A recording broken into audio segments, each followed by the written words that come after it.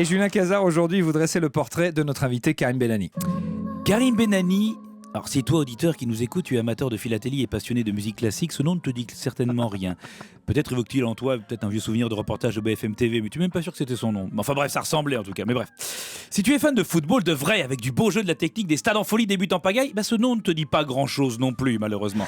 En revanche, si tu aimes les 0-0, que tu te délectes d'un 5-3-2 serré, et si pour toi le samedi soir, c'est la fièvre de Guingamp-Dijon, ou de Metz-Angers qui fait vibrer ton corps, alors cet homme, Karim Benani, c'est ton idole, oui. Cet homme qui représente le foot d'en bas, le foot du peuple, le foot d'après la 5e place du classement, dont on savoure les résumés chaque samedi après 23h. On sent pour l'âge déjà les babines. Mais revenons-en à la genèse de cette carrière à l'ascension fulgurante. Karim Benani est né un 17 juillet à Marseille. Non, les gars. J'ai dit à Marseille, pas dit à Marrakech. Alors non, c'est plus centre-ville. Voilà, là, on est à Marseille. Là, j'y suis là. C'est la Castellane.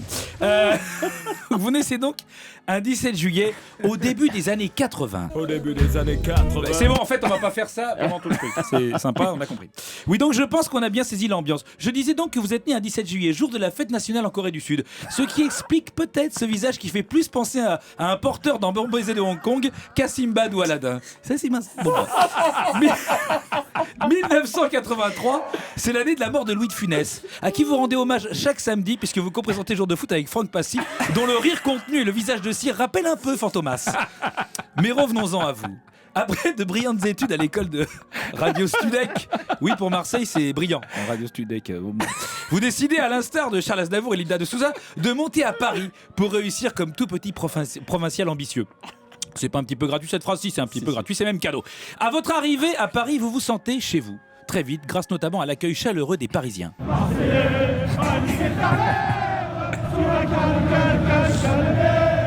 Vous faites vos gammes à RMC, où vous côtoyez Luis Fernandez dans Luis Attaque. Ah, Luis qui attaque sans tabou le monde du foot et la langue française.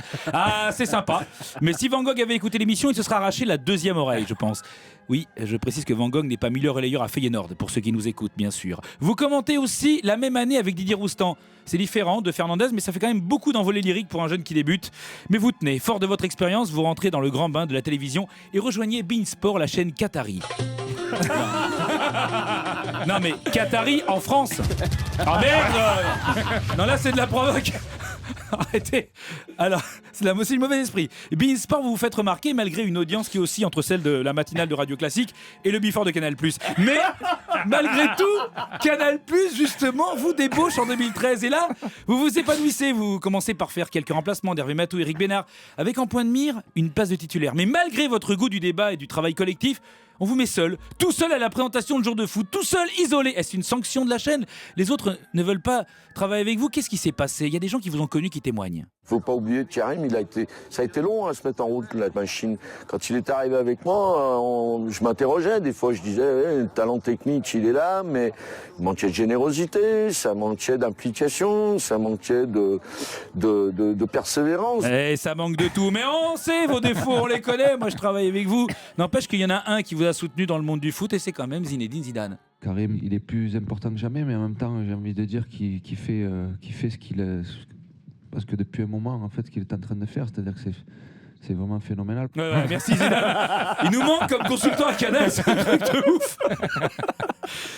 Le message de Zizou met la pression sur la direction de Canal+, qui vous offre un consultant pour Jour de foot Alain Roche ou Fantomas, en fonction des jours, et vous donne la direction de 19h30 Sport, c'est un peu comme 19h30 PM, mais sans la brochette de dinde. Donc vous êtes au top.